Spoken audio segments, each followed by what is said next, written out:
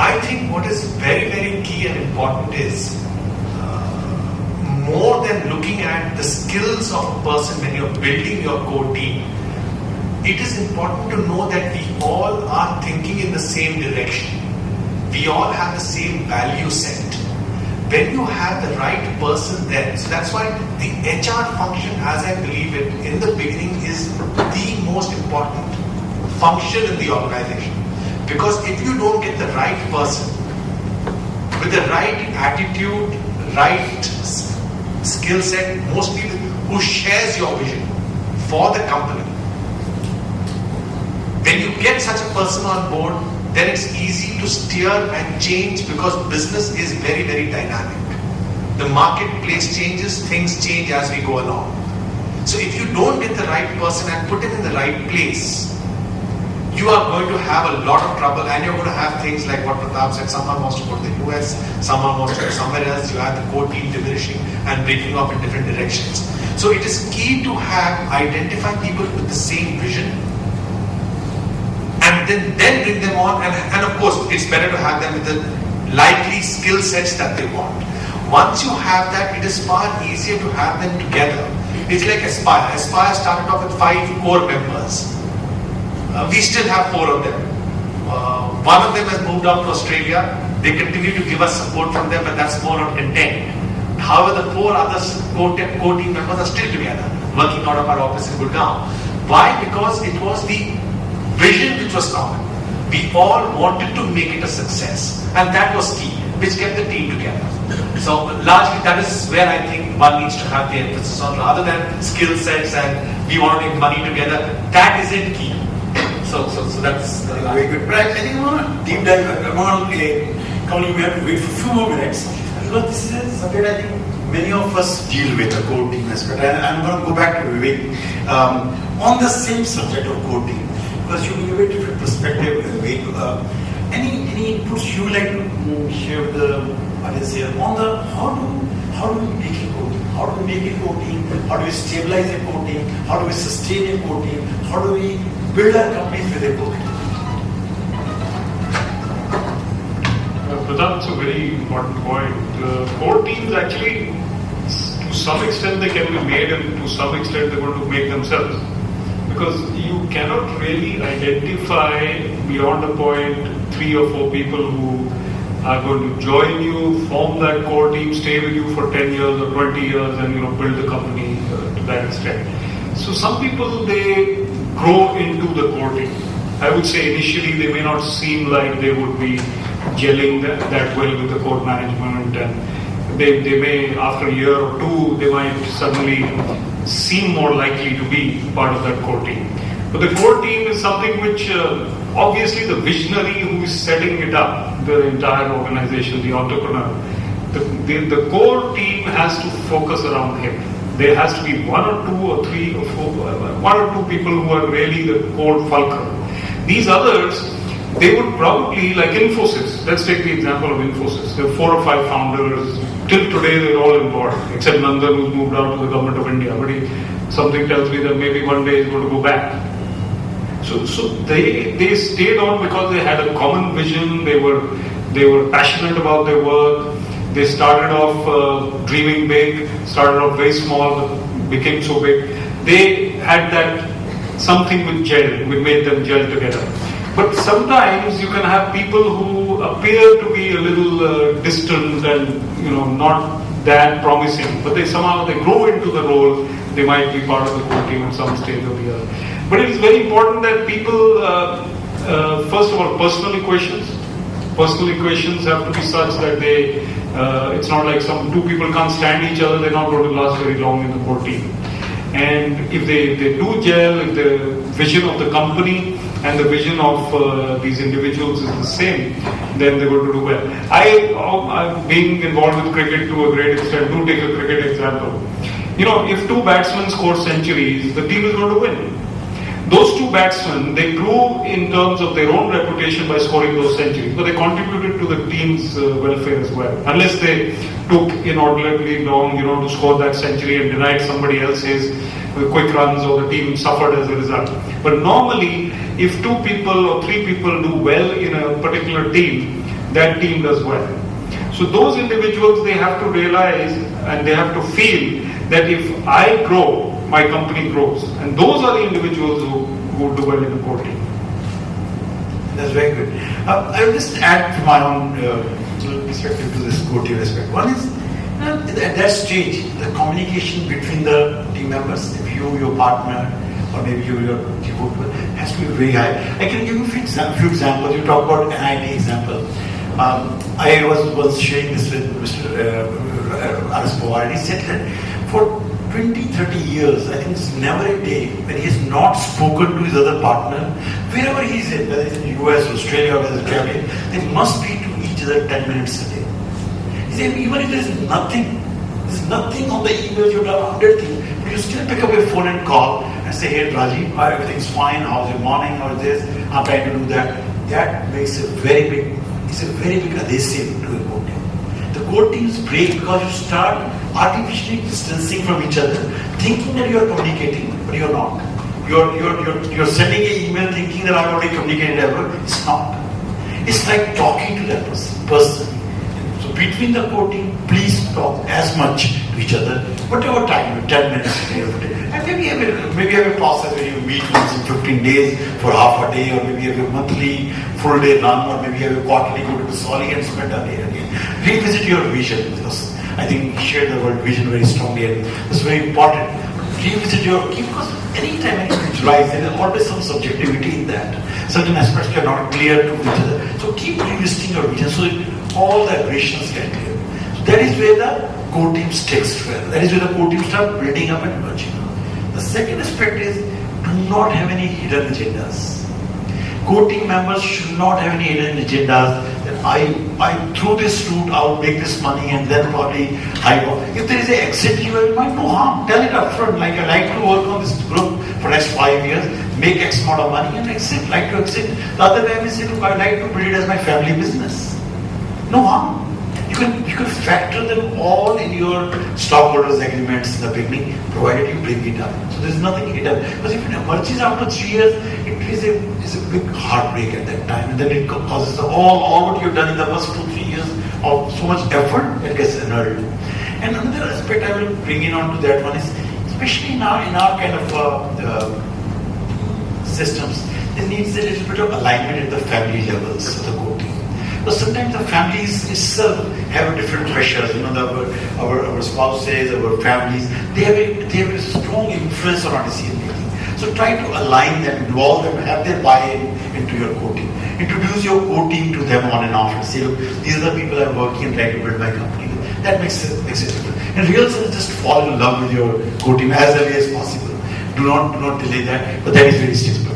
Let me take it to the next point now. Kamal, it's your time to speak. But the thing which I wanted you to talk on, Kamal, is the next perspective. Are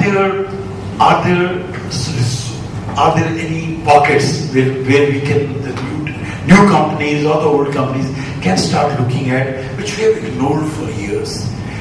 Markets like rural areas. Can we really go and hire 10 Java programmers from Fogwara?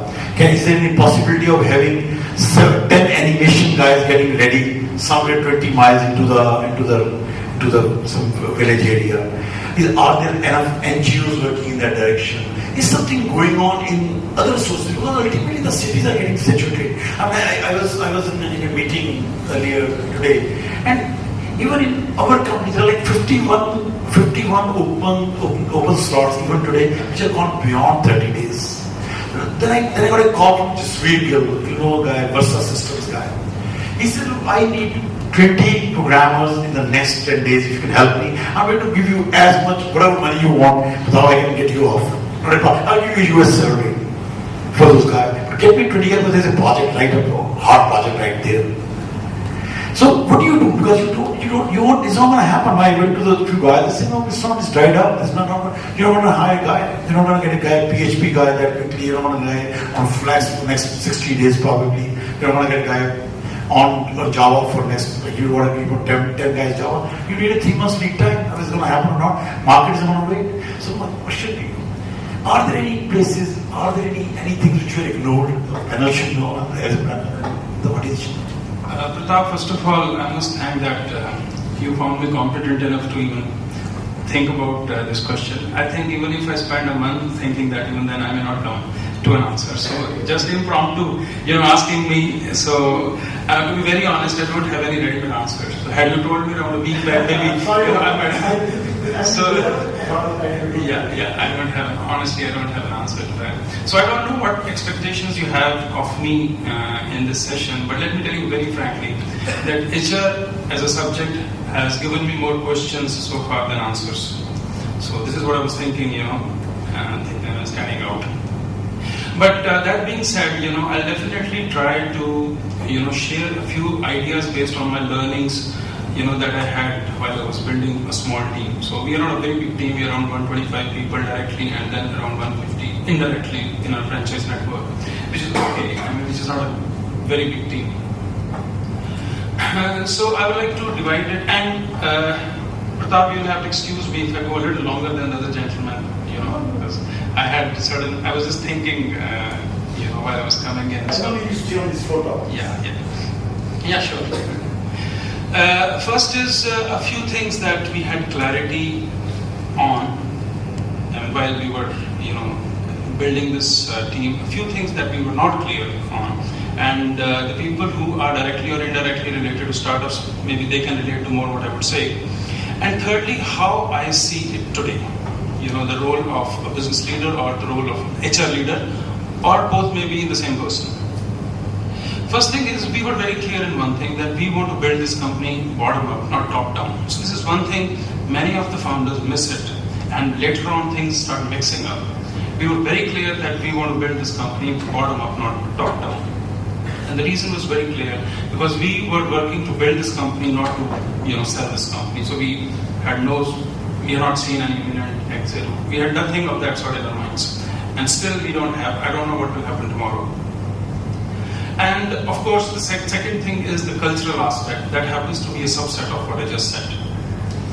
And then the implication was very clear that in the beginning years, our scalability may not be as high as our other peers in the same space, or other competitors in the same space would have. So luckily, whatever thoughts we had, so more or less, things happened the same way, and we were prepared for that. And second thing was, since we were building, bottom up, so lots of people in responsible positions were youngsters.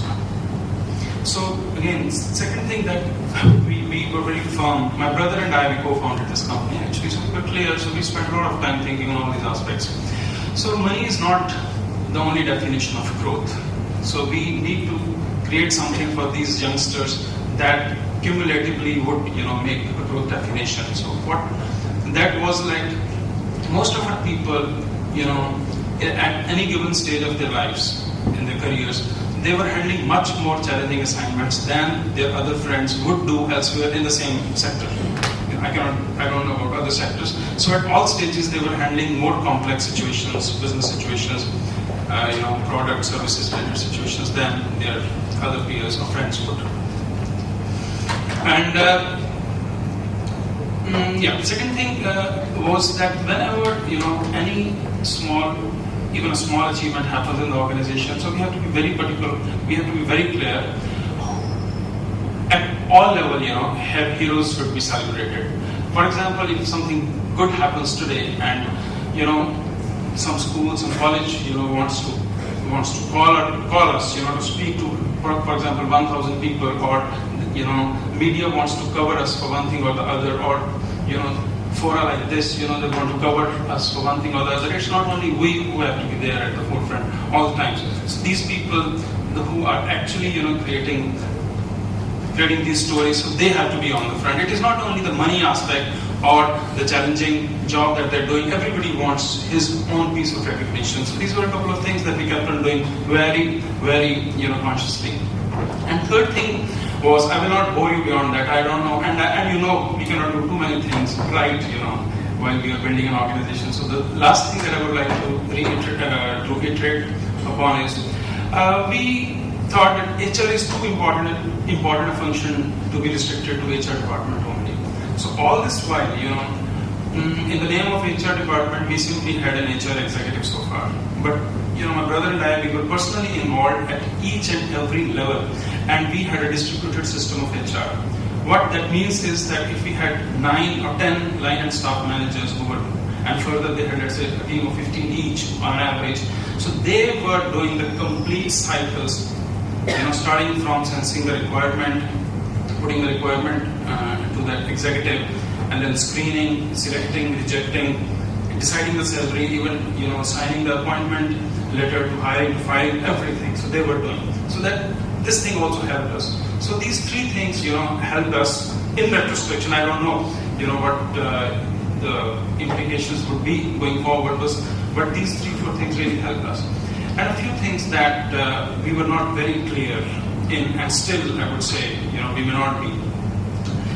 I've seen many, founders, many entrepreneurs, they have some traits that are extreme. And I also had that disease, a couple of diseases actually, in this. I have always thought if I am 24/7, in my venture, so every person around me should be the same. So, somehow that mindset, I had. So I always used to get disturbed. Even if somebody was 20 into 7, let's say, 23 into 7, so that was not acceptable. So this is one thing. And it did some damage also, at times. Second thing was, in the initial years, since I was not taking any money from the venture, so I could do, I could make do with that. Because my roti pani was on my parents, even, I was married and I had a kid also till then. And roti, bear, etc. was on my wife. She was working, in a college. So I never needed money in the initial years. So and the core team, so to say, around me, I always thought, because many of them, we had given stocks. So we had stock options. So I always used to think, why do they need money? So if I don't need money, why do they also need money to survive? So that was the thought I always had. So because I always wanted to build on internal accruals and debt. So, diluting at those stages was not, we were not ready, till then. And third thing was, you can say overconfidence or something, that if there is a guy who is intelligent, who is dedicated, I can make him successful in any role. So I didn't try to map the competencies very carefully. So this is one mistake, I made. So these were 3-4 things. And fourth was, there was one more point that was coming. Yeah. Sometimes you are more ambitious about a guy than he himself is about himself. That creates, disappointment. I suffered, I had made these 3-4 mistakes. I don't know if it was out of energy, out of passion, or whatever. But I tell you what happened also. With these, mismatches, a few outliers emerged from within the company. There was something really great, I would say. And one thing more happened. We were not, I would say, proactively looking for investment, but a couple of investors came in the company. And the kind of valuations we asked and gave, it kind of opened everybody's eyes in the organization, especially those people who were associated, in the team from early on. There are still 10 to 12 people in an organization. If everything goes well, especially if the institutional round, we are okay and we close and people are cash out in the next 5 to 6 years, those individuals may make 5 to 15 CR each. So which is okay. So people in this age group below 35, if they can cash that kind of money, before 35, and it gives you immense satisfaction, even if I was irrational, many times, but at the end of the day, this is the kind of wealth creation this team has done. And this sets an example for the subsequent layers also. So these are two, 3 things. These are a few ideas that happened, ideas I wanted to share based on my learning. So today how I see, because, slowly you try to now depend more on your wisdom than your energy, drive, passion. So you mellow down, in a few things. I think today if I see the role of a business leader, he should just do 2-3 things. First is he should constantly look for very, very big opportunities for his team, for the organization. Or either look for or create. It depends. Second is constantly creating resources to execute, because vision is useless if you cannot execute that. And constantly putting the right people in the right job. And third thing that I would like to emphasize upon the most is, it is not difficult for any hardworking person to create 10, 12, 15 good leaders. But the more challenging job is to create a pipeline of leaders. That's very, because it is easier said than done. If you actually dig slightly deeper into this subject, it may blow up our mental faculties, how it would happen actually. It sometimes gives you sleepless nights when you try to, build that HR model. Because institutionalizing something that is so unique in 2 or 3 people in the organization, you want to institutionalize, you want to make it systemic, that's not easy. This is one. So this is the role of business leader that I see. Now the role of HR leader, I have HR experts sitting in me. If I had to have a star HR professional in my team, all these years I refrained from, because I kept on meeting people, but I know when I zero in on, and if I have the resources, we are not that big, that great a company so far that I can boast big about that, but I have a very clear picture of how a great HR professional should be. First is, and I'm saying it more from the standpoint of knowledge economy, for industrial relations, or I don't know what is normal, personnel management or something. In the knowledge economy, how a great HR professional should be. As far as people skills go, that goes without saying, so it's inevitable. The next thing I would like to see in a HR professional is great quantitative and analytical